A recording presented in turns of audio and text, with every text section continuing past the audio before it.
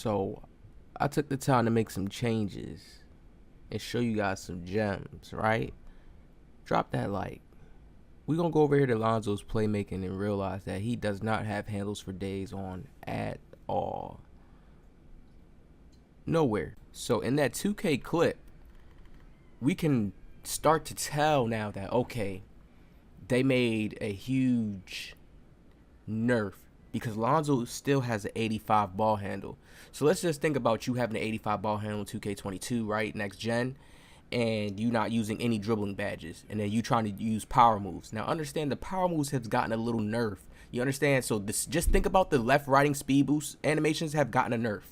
We never used to have that much back in the day. You see how when we get to do something new, people just abuse it, right? They abuse the left right speed boost and the quick chain going left to right. So now it's like they have to nerf it now because people got too overhyped and abused. 85 ball handling. So you're still going to be able to create momentum. There's still certain keys that you unlock at an 85. But this year, my go-to for dribbling, and I already know how we can stay safe, people, because there has been patches and nerfs, and there still will be patches and nerfs even when the game comes out. 90 to 95 ball handling. Mike Wang has said it right here. The core of dribbling is still intact. So that means that the game still has some key functions, components that still copy and paste. I don't use copy and paste for a bad term, but you see they say with the new pro stick gestures, and we have the definition of gestures, a movement of part of the body, especially a hand or head, to express an idea or meaning. So when we take that concept and we go back into 2K, now we understand it's an expression of how dribble moves can actually look, how they can come off and actually look. Now it's a certain meaning to doing a certain crossover move or a certain, they're getting deep in detail with how the new pro stick gestures, the double throws. So like Mike Wang said, when you flick the right stick over, right, and you hold it and then you flick it back to the center, you'll do like a double throw, like between the legs moving. You've seen it in the trailer with James Harden. So it's like a way to where you're probably going to be able to quick chain. It's to me, it's like, to dumb it down, I always like to do this in my videos so people kind of get what I'm saying. It's like quick chain being cleaned up a little bit, and they're adding new functions into how you can actually switch the ball to your left hand to the right hand within a certain motion. You know how you can hezzy and you can actually do at a certain speed and a certain rate? That's what they're bringing to this game. All right, so now look, this is what I added in here. They already did this in 2K22 Next Gen, so you guys have to understand how it makes sense going into this one. It's just even more advanced, even more polished up, right? Now look, we see stamina. The stamina was at 50, all right? But I brought it down to 25. I did my own numbering system. I'm like, you know what? Let me cut it down a little bit. Let me cut it in half a little bit. Because as we can see, Lonzo was dribbling. Yes, we know that's just the regular stamina. It goes hand in hand. Once he starts to sprint, yes, we know once he starts to move and do his speed boosts, that's when the adrenaline starts to kick in. But we also have to understand certain builds got automatic speed boosts, left stick animations. When I said that the small builds, remember people were saying my videos was clickbait, just down to me, and I said the small 5'7s, the 6 foots that get the natural speed boost, the unique ability. Remember, that was a unique ability that I know they're carrying over to this 2K.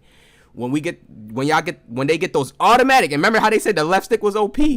You heard from NBA players, people playing it.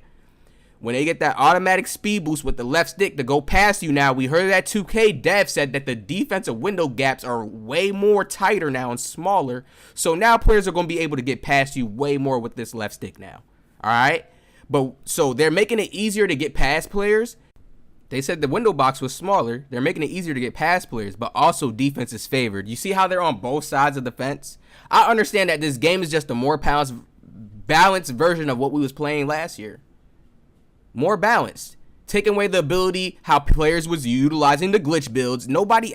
That's covering everybody's minds. Look at this, Lonzo 85, no handles for days. This is 25 stamina. You see how I can still get some moves off, but you see how it's like 3 powerful moves before my stamina starts getting lowered. So now let's just look at when I'm not doing turbo moves. I'm just doing dribble moves left to right. But watch when I speed boost, okay? Watch when I speed boost, and watch how every time I do a momentum crossover, you see how my stamina starts to go down really fast because that's like a power move, okay? You see that? You see how I do like that little side hezzy right there? That's another power move. And then I try to speed to the right. That's another power move. But what I think that 2K is going to change is the ability to still be able to cross over like this wide and still be able to move fast, even when you're getting tired. Because remember, with these adrenalines, they're still going to go down like a certain meter, and you're still going to have your regular stamina bar. We have to throw Gatorade in there. Think about it. I don't think adrenaline is a new feature to control the speed boost, the power of the speed boost. Think about adrenaline in real life, people. Really slow down and think about adrenaline in real life. How I explained it in the last video, how the lady picked up the car, her baby was under the car, and her adrenaline was so high she got the strength to pick it up. It's just like a little rush that you get in the game. You still got your regular stamina that is there. Think about it. You still got Gatorade boost. We see it on the packages of NBA 2K to where you can still buy. So Gatorade still will be there with the killer combos badge. You still will have stamina to be able to dribble. They're just limiting the left-right players a little bit. Players still will move left-right behind the screen. Guaranteed. It'll probably be less moves, shorter time spans, shorter shot clocks, but think about it, people. That play style was, you cannot stop somebody from going from left to right in a video game with an analog stick that moves from left to right in different angles. You understand?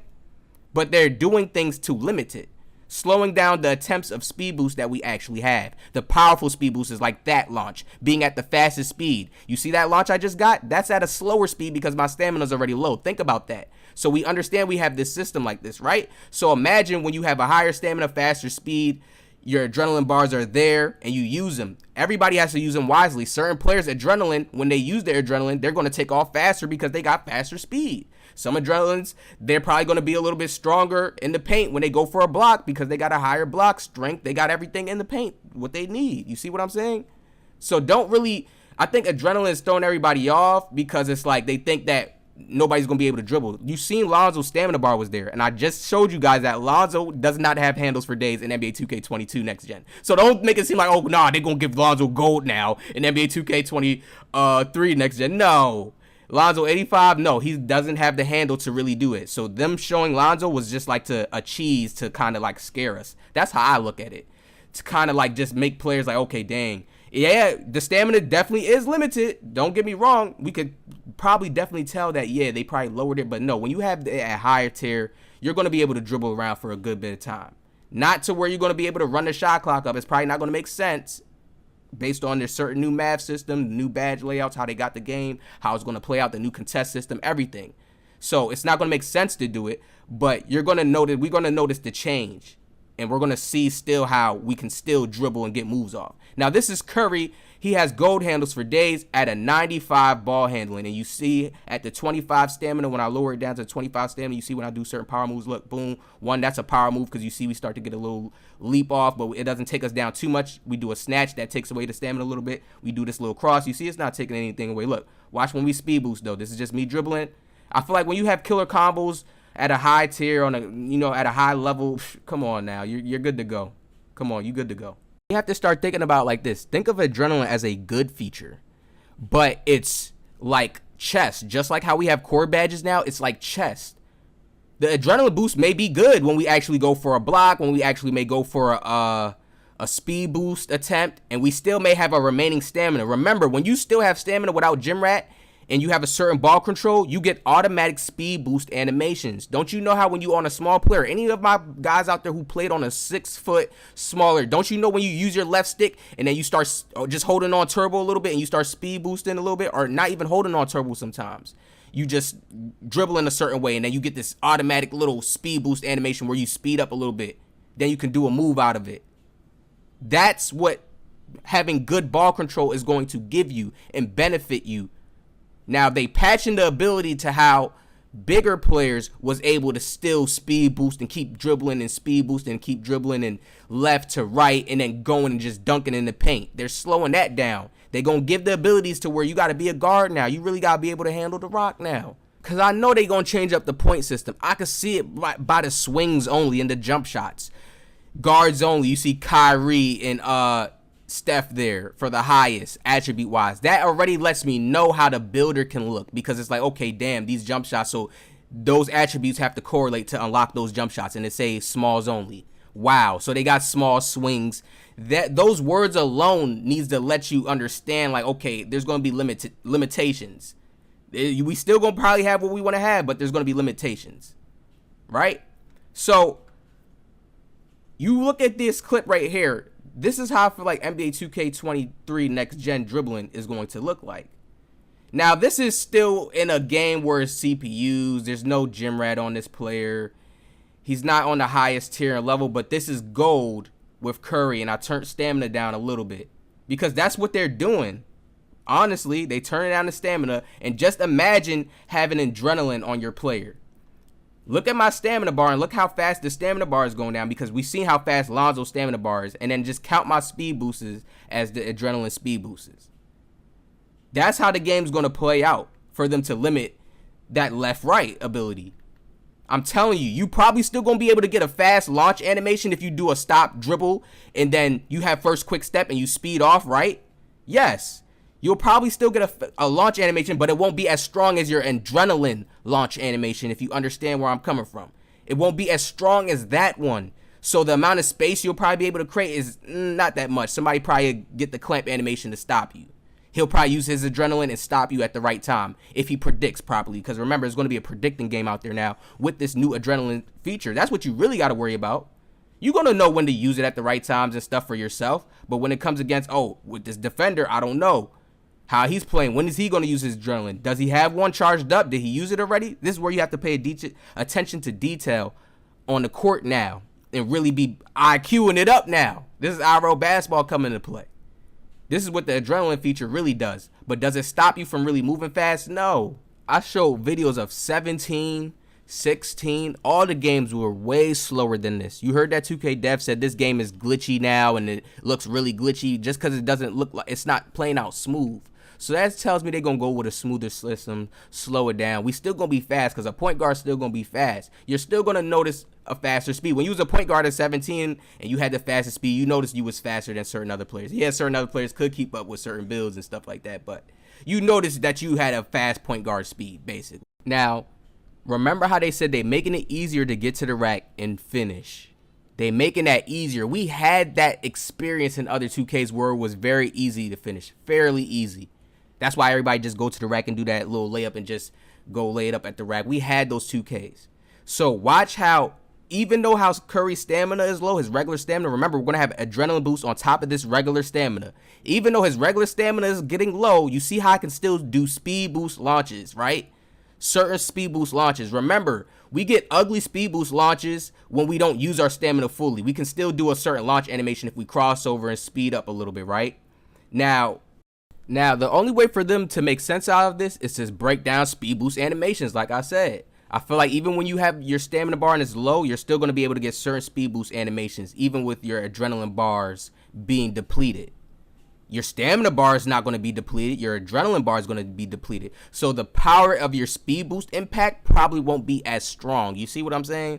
That's the only possible way they could break that down and do it. And this is why Mike Wang was even talking about stretching it and making your bars replenish. But the only reason why he's having to even think about that is because players are going to be able to work with that. Dribble guys are going to be able to work with that. Replenishing, oh yeah, they're going to be able to work with that. Do certain moves and not hold up, let their bars replenish and not do certain speed boost moves, and they're going to be able to work with that, and that will be ugly for the game. If they stopping and waiting like, hold on, let my adrenaline replenish, bro, and then I'm going to come back. Like, nah, you see what I'm saying? So this is why he's kind of thinking on it. Like, probably have to let some test runs go through and see if it would fit. See how the real good players would actually play on it first. This is why they still have many test runs and we still get patches. Remember, no matter what, when they have next makers or whoever goes there, when y'all know, this is why I say I don't know why people complain. We get our own test run where they want to get our feedback.